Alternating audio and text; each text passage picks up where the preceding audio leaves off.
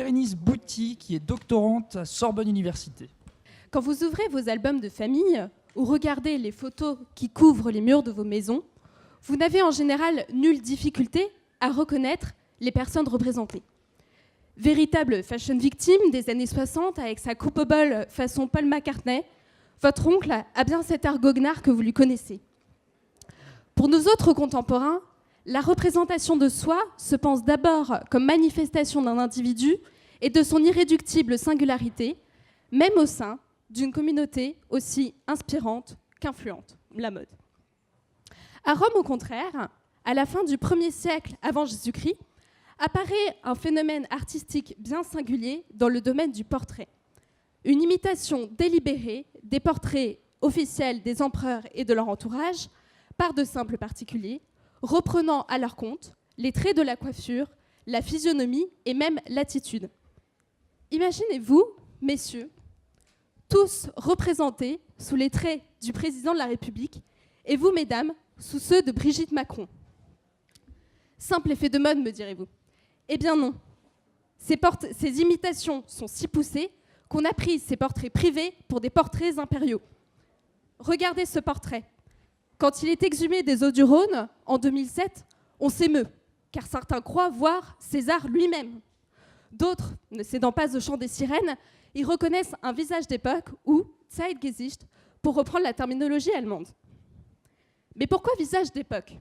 Parce qu'on a supposé que si tel individu s'était représenté sous les traits de l'empereur Auguste, par exemple, c'est qu'il avait fort probablement vécu sous son règne.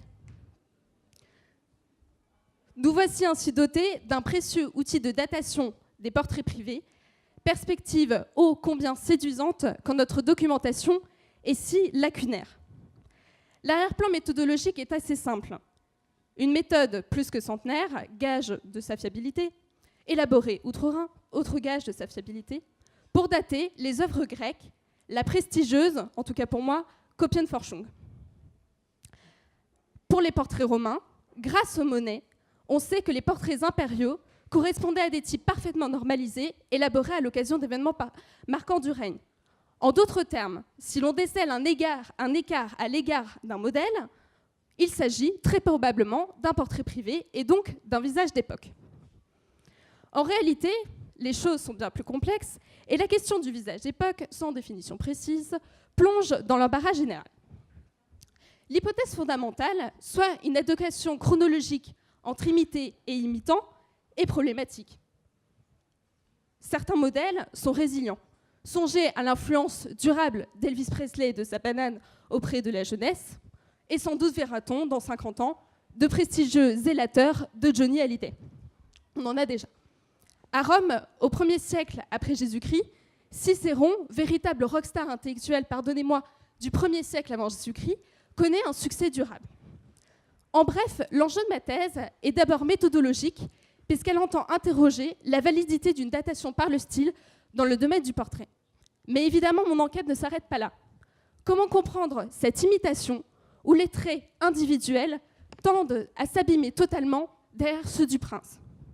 S'agit-il, à travers ce phénomène global de société, d'une admiration inconditionnelle à l'égard d'un nouveau régime mis en place en 27 avant Jésus-Christ, après près d'un siècle de guerre civile ?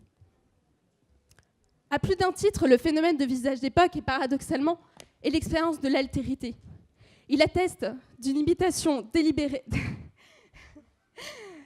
Il atteste donc d'une conception spécifique de l'imitation quand on fétichise l'originalité, mais aussi d'un système sociopolitique original où l'emprunt n'était censément que premier parmi ses pairs. Merci.